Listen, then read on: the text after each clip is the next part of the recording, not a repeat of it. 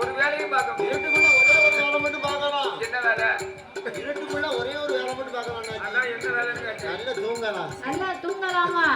நல்லா தூங்கணும்னு சொன்னா கூட இந்த பங்குனி சித்திரை மாசத்துக்கு காத்தாடி வேணும்யா. அடேப்பா ஆமா யாக்காடி தாங்க முடியல. காத்தாடியை விடு, ஏசி இல்லாமலே இப்ப உறக்க வர மாட்டேங்குது சில பேருக்கு. நாமலாம் ஏசி இல்லாம படுக்கவே மாட்டேன். ஆமா, இவர் அம்பானி பரம்பரை.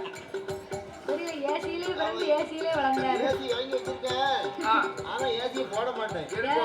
கரண்ட் பில் யாரு கட்டுதா? கரண்ட் பில் கட்டனா அமைச்சு வச்சிருக்கியா? ஆமா சரிதானே. பக்கத்துக்கார பெருங்க நைட்டு முன்னே நான் ஏசி வாங்கி வச்சிருக்கேன். இதுக்கு பருத்தி மூட்டை குடவுல இருக்கலாமே. அதான் பெருமைக்கு மாவிடிச்சு பெருமாள் கோயில்ல போய் செலவு பண்ணாங்க. அது மாதிரி இவரு தேவையில்லாம மாவிடிச்சா அம்மா கோயில்ல போய் செலவழிக்கணும். பெருமைக்கு மாவிடிச்சு பெருமாள் கோயிலுக்கு போயிட்டாரு. அங்க போய் செலவழிச்சா எப்படி இருக்கும்? அதனால அந்த பார்வதா தேவியாகப்பட்டவா சிவனாருடைய திருக்கண்களை மறைத்த உடனே உலகமே இருள் மயமா இருந்த உடனே சிவன் பார்த்தார். இவ என்ன பொம்பளை இந்த பார்வதி, நம்ம எவ்வளவோ விவரமா சொல்லியும் பார்வதிக்கு நம்ம மேல கொஞ்சம் கூட நம்பிக்கையே இல்லையே, அப்படி கொஞ்சம் கூட நம்பிக்கையே இல்லையே. அதனால இந்த பார்வதிக்கு இன்னைக்கு சிவபெருமான் யார் என்று இவளுக்கு தெரியப்படுத்தும். சிவபெருமானுக்கு இருக்கக்கூடிய 2 கண்கள் மட்டும்தான் பார்வதிக்கு தெரியும். மூணாவது கண் இதுவரைக்கும் தெரியல. அதனால ஆண்டவன் உச்சி கண்ணை திறந்து உலக மக்களுக்காக நாம ஒளி கொடுக்கணும். அப்படி என்று ஆண்டவன் தான் சிவபெருமான், ஆண்டவன் தான் சிவபெருமான், ஆதிசக்தி முன்னாள் உச்சி கண்ணை திறப்பான், உச்சி கண்ணை திறப்பான், சாமி உலகி ஒளி கொடுப்பான்.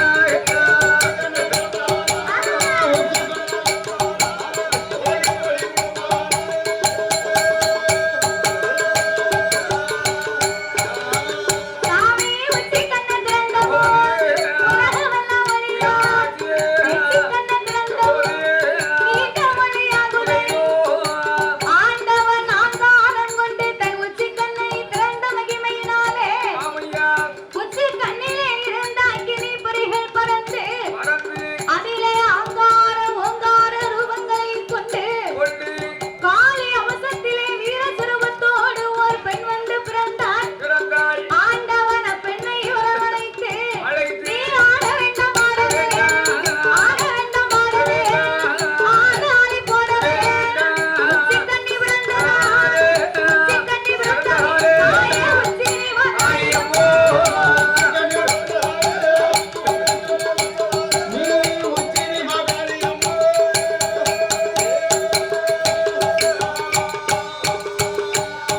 உச்சி கண்ணிலே நீ காளியினுடைய அம்சமாகவே பிறந்ததனாலே உலக சக்தி உச்சினி மாகாளி அம்மா உன் பெயர்.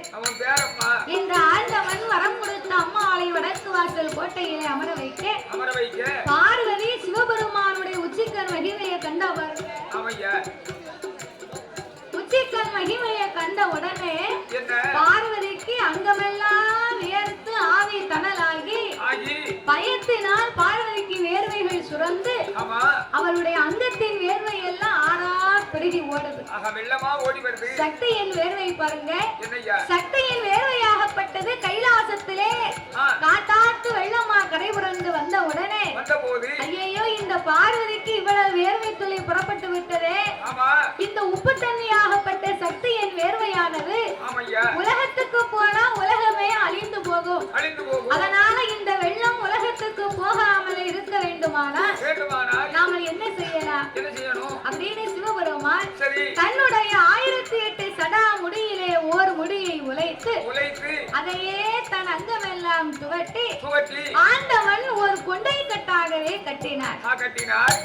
அப்பவும் அந்த வேர்வை துளி நிக்கல. அன்னைக்கு போய் உட்கார்ந்தாவதான் அந்த அம்மா கங்காதேவி. சில பேர் சொல்லுவாங்க ஆண்டவனுக்கு 2 கொண்டாட்டி அப்படிம்பாங்க. அப்படி கிடையாது. சிவபெருமான் நம்மளை எல்லாம் காப்பாத்தணும்னு தான் கங்காதேவியை தூக்கி தலையில வச்சிருக்காரு. உழைச்சு விட்டா நம்மள அப்படியே அள்ளி கொண்டு போயிடுவாங்க அம்மா. ஒரு நாளைக்கு உழைச்சி விடத்தான் போறாரு. உலகம் பூரா கடலுக்கும் வானத்துக்கும் தண்ணியாவது நமக்கு கடலுக்கு ஒரு இடுப்பு எடுத்துட்டு போகும். அப்படியா? அதாவது எல்லா புராணங்களும் என்ன சொல்லுது தெரியுமா? என்ன சொல்லுது? உலகம் வந்து நீரினால்தான் அழியுமா அப்படியா? அப்படின்னு எல்லா புராணமுமே சொல்லுகிறது. அதேதான் அதேதான். ஆனா இப்போதைக்குள்ள கிடையாது. ஆமா, இப்போ எத்தனை லட்சம் ஆண்டுகள் இருக்கான். அந்த ஆண்டுகள் கழிஞ்சாதான் உலகம் அழியுமா? அதான் நம்மளாம் இப்ப பயப்பட வேண்டாம். நம்ம பயப்பட வேண்டாம். தேவையில்லை. அதனால இந்த ஆண்டவனாகிய பகவான் ஆமா அவர் உச்சி சடையிலே கங்காதேவி சுமந்து ஆமா சடாமுடி பாரத்தினாலே கொண்டை கட்டிய போதும் ஆமையா அப்பவும் அந்த வேர்வை சொல்லி நிக்கல. நிக்கவில்லை. அதிலே இருந்து ஒரு 10 சொட்டு வேர்வை மட்டும் பூமியிலே கலக்க 10 சொட்டு வேர்வையை 10 கடலாகவே படைக்க வேண்டும் என்று ஆண்டவன் 10 கடலாக்கி அதற்கு பாங்குடனே பேரை கொடுத்தார். எப்படி ஐயா? சாமி உங்க சம்பாதி வைக்கப்பா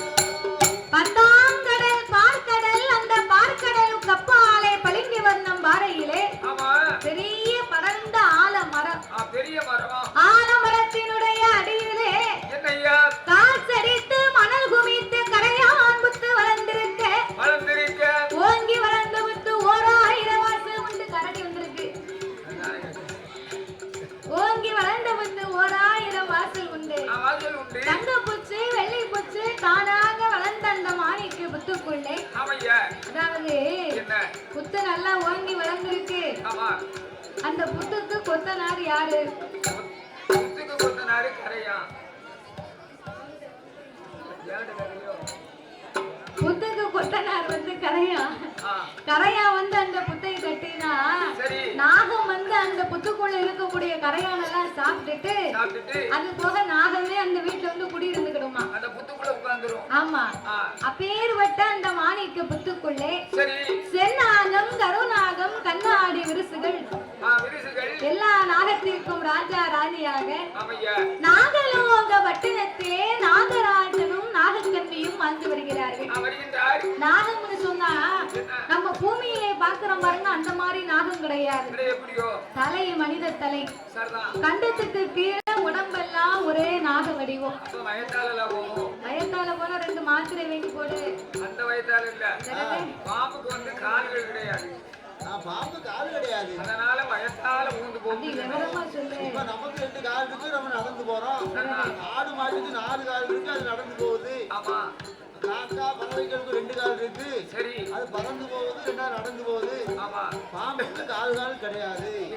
அப்ப இந்த நாகராஜனும் நாகக்கண்ணையும் சரி நாகலோக பட்டணத்திலே வந்து ஆமையா இருவருமே எப்படி வந்து வருகிறார்கள்? எப்படி ஐயா? நாகலோக பட்டணத்தில் பட்டணத்திலே நாகலோக பட்டணத்தில் பட்டணத்தில் நாகராஜே நாகக்கண்ணே நாகக்கண்ணியே உடனே வந்து வாரார். வாரு அங்கே மன்னவனும் தேவியுமா தேவியும்மா மனமகிழ்ந்து வந்து வாரார். வாரு மன்னவனும் தேவியுமா தேவியும்மா மனமுடனே வந்து வாரார். வாரு அவர் இணையும் நாகம் போல நாதம் போல விருப்பமுடன் வந்து வாரார். வாரு நகமுசலையும் போல சதையும் போல மனமுடனே வந்து வாரார். வாரு ஒருவர் சொல்லை ஒருவர் கேட்டு ஒருவர் கேட்டு அங்கே ஒருவர் கேட்டு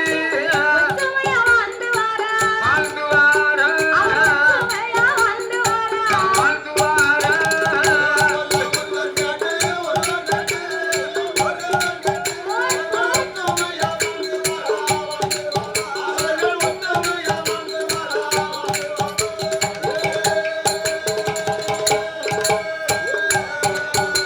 அவர் ஒருவர் சொல்லை ஒருவர் கேட்டு ஒற்றுமையா வாழ்ந்து வாரு வாழ்ந்து வரும் நாகராஜே நாகக்கண்ணே அவர்கள் இருவர்கள் மன்னருக்கு மகளிருக்கு மகளாலே குறைவும் பொன்னிருக்கு பொருளிருக்கு பொருளாலே குறைவும் ஆடிருக்கு மாடிருக்கு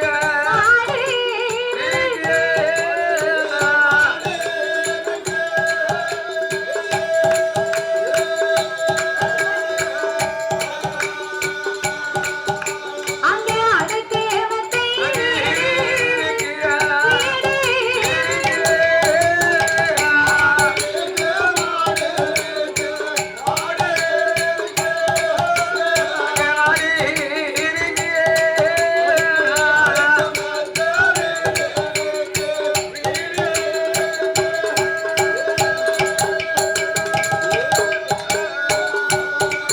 அவருக்கு சொத்திருக்கு சுகம் இருக்கு சொத்தால குறைவும் இல்லை ஏழரை கோபுரங்கள் எதிரே ஒரு மண்டபங்கள் சூழரை அந்தரம் சுத்தி கட்டும் மாளிகை பத்தடுக்கு மாளிகையும் அவருக்கு பல்லாக்கு சாவடியும் ஆணை கட்டும் தாவடியும் அசைந்திருக்கக்கூடிய மண்டபங்களும் குதிரை கட்டும் தாழ்வடங்கள் கொட்டார சாவடிகளோடு அதாவது ஒரு மனிதனுடைய வாழ்க்கையிலே என்னென்ன செல்வங்கள் வேண்டுமோ அத்தனை செல்வங்களுமே நாகராஜனுக்கும் நாகக்கண்ணிக்கும் நிறைந்திருக்கு.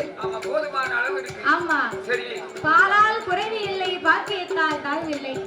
பாலிற்கு பவுசிற்கு பாக்கியங்கள் நிறைந்திருக்கு. எல்லா செல்வங்களுமே நிறைந்திருந்தாலும் ஒரு மனிதனுக்கு செல்வங்கள் 16 என்று சொல்லுவார்கள். அந்த 16 செல்வத்திலேயுமே வாய் திறந்து பேசக்கூடிய செல்வம் ஒரே ஒரு செல்வம். அப்ப இந்த இறைவனாகப்பட்ட சிவபெருமான் வந்து எல்லாருக்குமே 16 செல்வங்களும் கொடுத்திருக்கிறார். 16 செல்வத்திலேயுமே வாயை திறந்து பேசக்கூடிய செல்வம் வந்து ஒரே ஒரு செல்வம் தான். நம்ம வீட்டுல பீரோவில் நிறைய கட்டுக்கட்டா பணம் காசு நோட்டு வைத்திருந்தாலும் அந்த பணம் வந்து நம்மள அம்மா அப்பான்னு கூப்பிடுமாயா? ஒருபோதும் கூப்பிடாது. நம்ம கழுத்து நிறைய தங்க ஆபரணமா வாங்கி அணிந்திருக்கிறோம். அந்த தங்கம் வந்து நம்மள அம்மா அப்பான்னு கூப்பிடுமா? அதுவும் கூப்பிடாது. தங்க விலை வேற ஏறிக்கிட்டே இருக்கு. சுத்தமா கூப்பிடாது, வீட்டுக்கு வரவும் செய்யாது.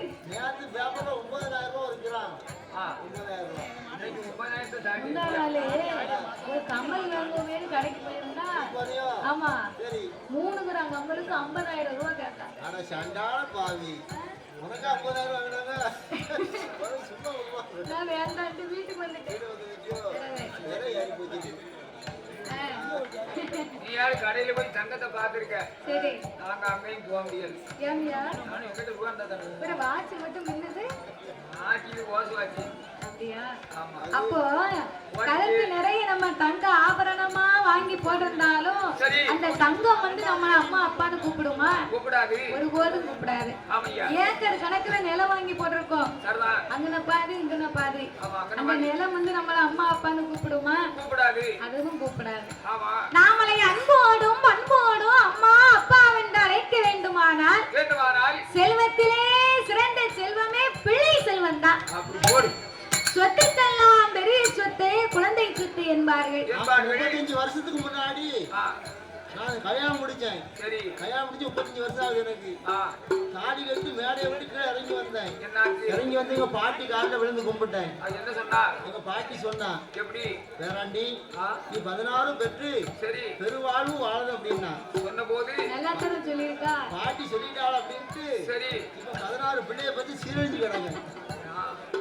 கெட்டி கொடுக்க முடியாம அறிவு கேட்ட தாத்தா 16 செல்வம்னா இப்ப சொன்ன பாத்தியா? நன்மக்கள், நல்ல மனைவி, நல்ல வீடு, பசு, தானியம், நோயெல்லாம் வாழ்வு, வீரம், கல்வி, இதெல்லாம் 16 செல்வம். இந்த 16 செல்வத்திலே ஒரு செல்வம் தான் பிள்ளை செல்வம். நீ அதையே விட்டுட்டு 16 பிள்ளையாவே பெற்றனா எப்படி? நமக்கு என்ன தெரிஞ்சது? நம்ம பாட்டி 16 பிள்ளைய பத்தி சொல்லிட்டாங்க அப்படின்ட்டு சரி 16 பிள்ளைய பத்தி சீரழிஞ்சிட்டாங்க. கெட்டி கொடுக்க முடியாம அப்ப என்ன முடியும்? சரி அப்படி ஆகி போச்சு. அதெல்லாம் விவரமா இருக்கணும்யா.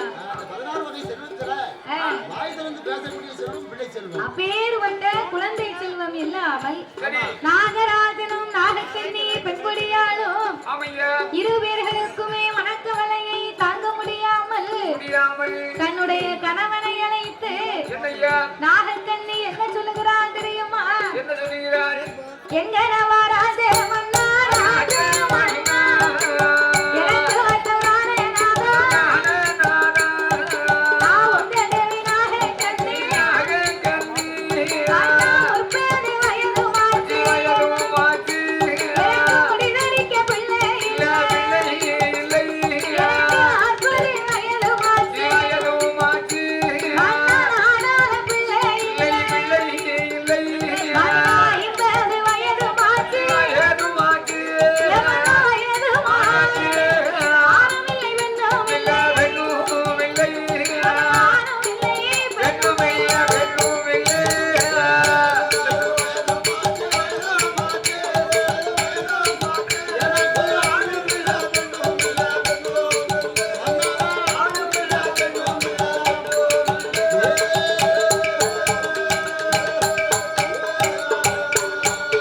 மன்னா பிள்ளை இல்ல வாசலுக்கு யாரும் பிச்சை கூட வாங்க மாட்டார். ஒரு மகள் இல்ல வாசலுக்கு இந்த மாநிலத்தார் வர மாட்டார். என் குழந்தை இல்ல வாசலுக்கு என் குடும்பத்தாரும் வரவே மாட்டார். நாட்டிலே சாதம் போட்டார் அண்ணாவாரி உன்ன பிள்ளை அலையதில சாதம் போட்டார் அன்னையெடுத்து உன்ன மகளை கும்பாவிலே சாதம் போட்டார் கும்பாவிலே சாதம் போட்டார் அண்ணாவுடி உன்ன கொள்கை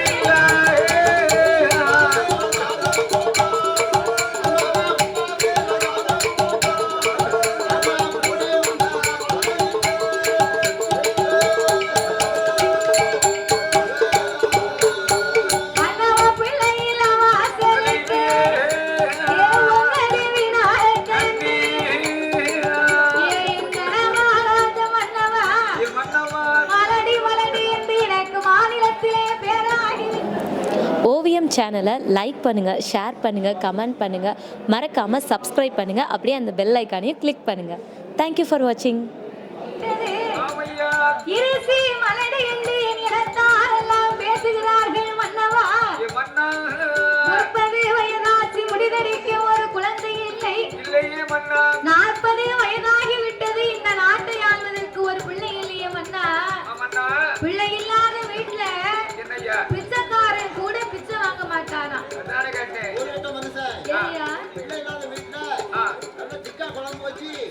அது அப்புறம் பறிச்சு வச்சிருப்பாங்களே. ஆமா.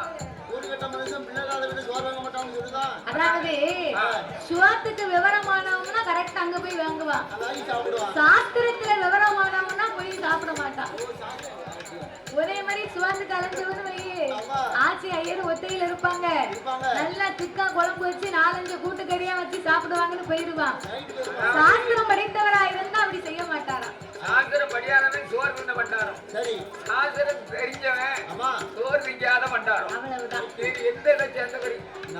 சாஸ்திரம் படியாதவன் சுவாத்து பண்டாரம். ஆமா, அதுதான் சோத்து பண்டாரம். அதனால அப்படின்னு சொல்லலாம். பிள்ளை இல்லாத வாசலுக்கு பிச்சை வாங்க மாட்டார்கள். சரிதான். மதனை இல்லாத வாசலிலே மாநிலத்து மக்கள் வர மாட்டார்கள். ஆமையா. குழந்தை இல்லாத வாசலுக்கு குடும்பத்தார் வர மாட்டார்களே மன்னவா. மன்னா அவர் முத்து முத்தாக நீரை அவன் மக்களெல்லாம் அடிப்பார். அவன் தானாக கண்ணீரை அவன் அங்கமெல்லாம் அடிப்பார். அவனம் போல கண்ணீரை அங்கமெல்லாம் அடிப்பார். ஏங்குவானாம் புலம்புவானாம் ஈசனையோ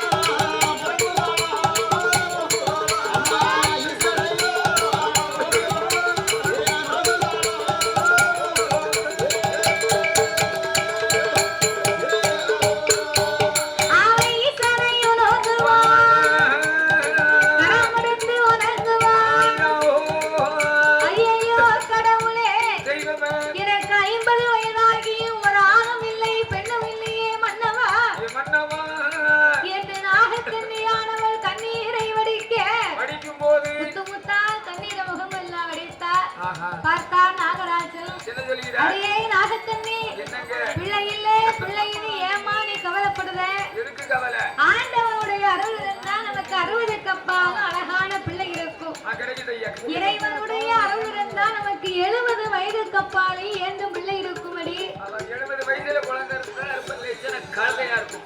70 வயசுல குழந்தை பிறப்பதனால எந்த ஒரு தவறும் இல்ல. குழந்தை பற்றி எடுக்கலாம். ஆனா ஒண்ணு என்ன பிள்ளை தொட்டில இருந்தா பாட்டி கட்டில இருப்பா. அப்படிதான் இருப்பா. பிள்ளைய வளர்க்க ஒரு ஆள் தான் போடணும். ஆமா, ஒரு ஆள் போடணும். 70 வயசுக்கு அப்புறம் பிள்ளைய பெத்து சரி ஒருத்தன் கையில வளர்த்தி எப்ப வெட்டி கொடுக்காமல அந்த ஐயா கையில பிடிச்சு கொடுக்க வேண்டாம். அவரு கைய பிடிச்சு தெருவழியா கடைக்கு போவாரு. ரோட்ல இருக்கவன் கேப்பான், இவனுக்கு விவரம் தெரியும், அவரை குத்தி பார்க்கணும்னே கேப்பான். ஏன் முருகையா உன் பேரனையா கூட்டு போற? அவன் வேணும்னே கேப்பான். அதனால எதை எதை எந்தெந்த வயதிலே செய்ய வேண்டுமோ அதை அதை அந்தந்த வயதிலே செய்து முடிக்க வேண்டுமா? ஓரத்தில் ஓடி விளையாடணும், ஈரத்திலே கல்விகளை கற்கணும், மூவத்தில் முடியாத மனமும், 4-8 பெறாத பிள்ளையும், 5-8 சேர்க்காத செல்வமும், 6-8 அகிலஞ்சுசி பார்க்கணும், 7-8 ஏகந்தல போகணும், 8-8க்கு மேல இருக்கவே கூடாது. அதுக்கு மேல இருந்தோம்னு வையி நாய் கூட நம்மளை ஏற்று பார்க்காது. அதாவது நாமளையே பார்த்து கொள்ளக்கூடிய கடன் நாமளுக்கு எந்த வயது வரைக்கும் இருக்கிறதோ அன்னைக்கு வரைக்கும் தான் உலகத்துல இருக்கணும். நம்மளை பார்க்கறதுக்கு ஒரு ஆளு தேவை அப்படிங்கிற சூழ்நிலை வந்துச்சுன்னு வைங்க, அதோட உயிரை விட்டுறணும். இப்ப நாமெல்லாம் ஒரு யோசனை வச்சிருக்கேன். எப்படி? வண்டியில ஒரு பாகம் கயிறு போட்டிருக்கேன். ஒரு பாகம் கயிறா? எதுக்கியா? யாமனு கேட்கணும். நம்ம ஓடி சாடுற வரைக்கும் சரி நல்ல ஓடி உழைப்போம். ஆமா உழைப்பு நின்ன உடனே சரி பிள்ளைகள் என்ன சொல்லும் தெரியுமா? என்ன இவனுக்கே உழைப்பு இல்லையே, அதான் இவன் பிராயத்துல என்ன சேட்டை பண்ணான், அடியப்பா இவன் மண்ணுன அநியாயத்துக்கு இத்தனை குடும்பத்தை கெடுத்திருக்கான். அது உம்மோட நிக்கட்டும், நான் வந்து பெருந்தன்மை உள்ள ஆளு சரி அப்படின்னு சொல்லி எதுக்கு வச்சிருக்கேன் தெரியுமா? எதுக்குயா நம்மளால முடியலன்னு சொன்னா அப்படின்னா அந்த ஒரு முளை கயிறு எடுப்பேன். வேண்டியதானே? நீ எப்ப பண்ணா போவான்னு நினைக்கிறேன். ஒரு முளம் கயிறு வச்சிருக்கேன்னு அப்புறம் தொங்கத்தான வழி இருக்கும். முடியலன்னா தொங்கத்தான் செய்யணும். அதுக்கு தான் சொன்னேன். அதுக்கு தான் கை வச்சு வச்சிருக்கேன். ஒரு முளை கயிறு எதுக்கு வச்சிருக்கேன்? அதான் தொங்க கூட நீ சொன்னது வருத்தப்பட்டது சீக்கிரம் போட்டு அப்படியா? சரி அப்போ சரி ஒரு வயதுக்குள்ளாக எந்தெந்த வயதிலே எதை செய்ய வேண்டுமோ அதை செய்து முடிக்கணும். பிடிக்க வேண்டும் செய்து முடிக்கல நமக்கு மதிப்பு இருக்காது. இருக்காது. காலமும் அது போல பொன் போன்றதுன்னு சொல்லியிருக்காங்க. அதானே கேட்டேன். நம்முடைய ஒவ்வொரு நேரத்தையும் ஒவ்வொரு நாளையும் ஆ, சந்தோஷமா இனிமையாக இந்த நாளை கழித்து நம்ம வாழ்க்கையை வழி நடத்தணும். நடத்தணும். நாளைக்கு இப்படி ஆயிருமோ, ஒரு வருஷத்துக்கு பிறகு நம்ம என்ன செய்ய, அடுத்த வாரத்துக்கு என்ன செய்ய, ஆமா. அடுத்த மாசத்துக்கு என்ன செய்ய அப்படின்னு வருத்தப்படவே கூடாது. அந்த எண்ணம் இருக்க நாளைக்கு இருப்பது கூட யாருக்குமே நிச்சயம் கிடையாது. எந்த ஞானியாலுமே நாளை நடக்கதை சொல்ல முடியாது. ராத்திரிக்கு படுத்தோம்னா காலையில நம்ம எந்திரிச்சாத்தா ஆச்சு. ஆமா. அப்புறம் மறுநாளைக்கு உள்ளத மறுநாளைக்கு பாத்துக்கிடலாம். ஆமையா அதுக்கு போட்டு இன்னைக்கே வருத்தப்படக்கூடாது. இப்பதான் 3ஆம் கிளாஸ் படிச்சுக்கிட்டு இருந்த மாதிரி இருந்துச்சு, விளையாண்டுக்கிட்டு இருந்த மாதிரி. அதுக்குள்ள வயசு 70 ஆயிப்போச்சு. அதுக்குள்ள வயசு 70 ஆகி போச்சு. காலம் ஓடி போச்சு. அதுக்குள்ள ஓடிட்டு முடிக்க கூட மறந்து போச்சு. அதனால வந்து நடக்கக்கூடிய காலத்துல சந்தோஷமா நிச்சயம் இல்லாத வாழ்க்கை. வாழ்க்கை. அதனால அம்மா என் நாகக்கண்ணே, அம்மா. நீ ஒண்ணும் வருத்தப்படாத. கவலைப்படாத. ஆண்டவர் அருள் இருக்க வரைக்கும் நமக்கு எந்த விதமாகப்பட்ட ஆபத்துமே கிடையாது. வராது வராது. அப்படி என்று நாகராஜன் சொல்லும் போது சொல்லும்போது மனக்கவலை தாங்க முடியாத அந்த நாகக்கண்ணி என்ன செய்தால் கணவனிடத்திலே என்ன சொல்லுகிறார் தெரியுமா? என்ன சொன்னால் கண்ணு நல்ல புளியமா, கண்ணு நல்ல புளியமா, கவிரோடு ஆலமா, கண்ணிலையும் காயமா, கவிரோடு என்ன கவிரோடு என்ன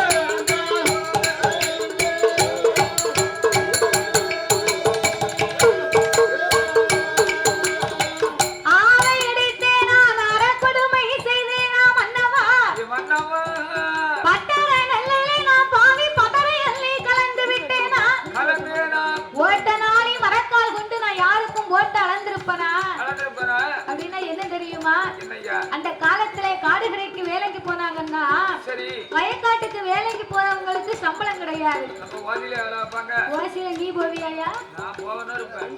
சுட்ட முதல்ல ஏங்கிட்டு தான் போவேன். அப்ப நீ மட்டும் போகலைன்னா மத்தவங்க போவாங்களா? எல்லாரும் ஓதியில வேலை வைப்பாங்க. வயக்காட்டுக்கு வேலைக்கு போறவங்களுக்கு அந்த காலத்துல சம்பளம் கிடையாதுன்னா பண பரிமாற்றம் வந்து அப்ப ரொம்ப கிடையாது. அந்த வயக்காட்டுல என்ன பயிர் அறுவடை பண்ணுகிறாங்களோ அந்த பயிரை உனக்கு ஒரு கொத்து 2 கொத்து அளந்து போடுவேன் தாயே. நீ வேலைக்கு ஆளை கூட்டிட்டு வந்துரு அப்படின்னா நெல்லுனா நெல்லு, எள்ளுனா எள்ளு, சோளம்னா சோளம், மக்காச்சோளம்னா மக்காச்சோளம், கடலை போட்டுன்னா கடலை கொடுப்பாங்க. நான் கேப்பேன். உளுந்துனா அதுக்கு உளுந்து கொடுப்பாங்க. குப்பரையா? அப்ப என்ன பயிர் அறுவடை பண்ணுகிறாங்களோ அதை அப்படியே கொடுப்பாங்களாம். அந்த ஒரு கொத்து 2 கொத்து கணக்கு பேசித்தான் முதல்ல போவாங்க. அப்ப காலையில இருந்து சாயங்காலம் வரைக்கும் வேலையை பார்த்துட்டு அவங்க பெட்டியில வரிசையில நின்று இந்த நெல்லை வந்து அளந்து வாங்குவாங்க. 2 கொத்து பேசி இருந்தா 2 கொத்து அளந்து போடுவாங்க. அப்ப இந்த ஐயா என்ன செய்வார் தெரியுமா? களத்துல கொண்டு வந்து நெல்லை தட்டி அவர் அங்க இங்கேமா நின்று நல்ல தார்பாச்சி கட்டி வேட்டிய கோவலத்தை கட்டி இந்த நெல்லை நாளில அளந்து ஐயா அளந்து போடுவார். ஆமா. அப்போ அளந்து போடும் போது இந்த வீட்டுக்கார அம்மா அங்க இருந்து வருவா. இவ நல்ல பிள்ளைன்னு பேர் வாங்கணுமா? அந்த நெல்லை பாப்பா.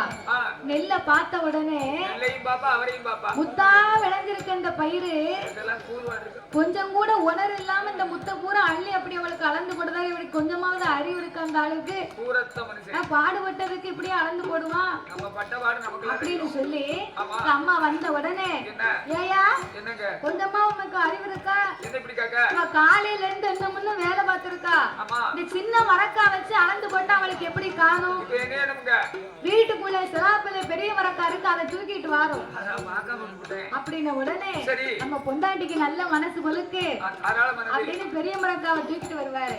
சின்ன மரக்காவை ஓரமா வச்சுட்டு பெரிய மரக்காவிட்ட நெல்ல போதுவாரு பாரு, கீழோடி நெல்லு பூரா ஒளிவீரும். அதான் ஓட்ட நாளி மரக்கா. அது வந்து அந்த அம்மாவுக்கு மட்டும் தான் தெரிஞ்சிருக்கும். அவன் ஒளிச்சு வச்சிருப்பா. இப்படி அளந்து போட்டா இவளுக்கு நெல்லு குறையா போய் விழுமா, இந்த நெல்லை அவளுக்கு கொடுக்கவா அப்படின்னு ஓட்ட நாளிய கொண்டு அந்த காலத்தை அளந்து போட்டிருக்காங்க பாவம் செய்யக்கூடியவங்க. அப்ப அது ஒரு பாவம் தானே. யாவராக இருந்தாலும் வேலை பார்த்தவர்களுக்கு சரியான கூலியை கொடுக்கணும். சரியான கூலியை கொடுக்கவில்லையானால் அது ஒரு பாவம் தான். அப்போ நாம் ஓட்ட நாளி மரக்கால கொண்டு யாருக்கும் போட்டு அளந்தனா பட்டர நெல்லுல நான் பகரத்தான் சேர்த்து கொடுத்தனா? அளந்து போடும்போது பதறு சின்ன சிறு தூசி அவளத்தையும் அள்ளி சேர்த்து சுத்தம் இல்லாம அள்ளி போட்டுருவாங்க. அதத்தான் நாகக்கண்ணி சொன்னா, மழை பெய்கிற முச்சத்தில் மண்ணலைய பிள்ளை இல்லை, மண்ணலைந்த கையால் என் மடிபிடிக்க ஒரு மைண்டன் இல்லை மன்னவா, கறிக்கரைக்கும் தேங்காயில கூட எம்மான்னு எனக்கு கையேந்த பிள்ளை இல்லையே நாளா. நம்ம வீட்டுல குழம்பு வச்சா பெரும்பாலும் தேங்காய் இல்லாம எந்த குழம்புமே வைக்க முடியாது. ரசத்துக்கு கூட தேங்காய் போடுவாங்க, சில பேர் போடுவாங்க, சில பேர் போட மாட்டாங்க. அப்ப நம்ம தேங்காய் சில்லு போட்டுக்கிட்டு வந்தா நம்ம வீட்டுல பிள்ளை இருந்தா என்ன செய்யும்? தேங்காய் துண்டை வந்து பிறக்கும், தேங்காய் எனக்கு கையை நீட்டும். அதைத்தான் நாகக்கண்ணி சொன்னா. அதனால என் மன்னா நாகராஜா இதுவரைக்கும் குழந்தை இல்லை என்று நாமல் அழுது புலம்பினாலும் நாள புண்ண நாம மாண்டு மடிந்து மரணமாகி போனால் நாமளை வழி அனுப்புவதற்கு போராட்டம் வரும் அல்லவா? மன்னா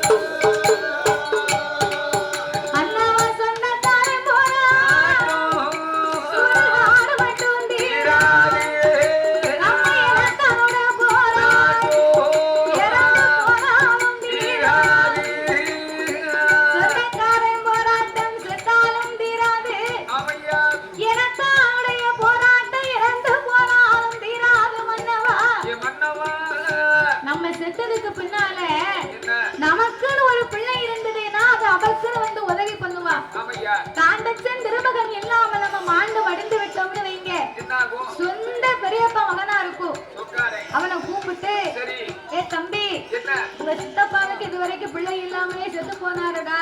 ஆமா உங்களை தாண்டா பிள்ளைக்கு பிள்ளையா நினைச்சு வளர்த்தாரு.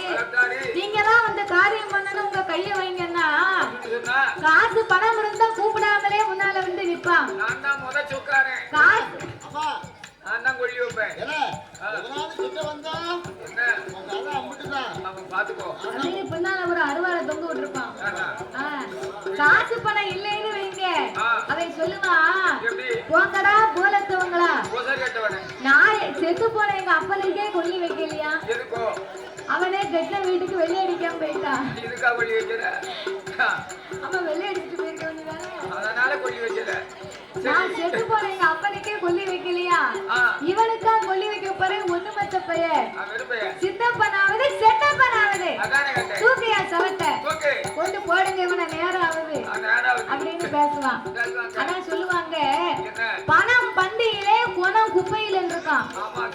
பணத்துக்கு தான் மதிப்பே தவிர ஒரு குணத்துக்கு கிடையாது. நல்ல குணம் இருக்கு, நல்ல குணக்காரன், ஒரு டீ கொடுங்க முடிச்சு மூஞ்சில ஊத்திடுவாரு அப்படின்னா காலையில வந்துட்டான வெக்கம் இல்லாம குணத்தை கொண்டு குப்பையில போடு அப்படின்னு பேசுவான். ரூபாயை கொண்டு டீ போட்டு தரோம் அப்படிம்பாரு. நான் இருந்தா தான் காபி கடையில பணம் பத்தம் செய்யுமா.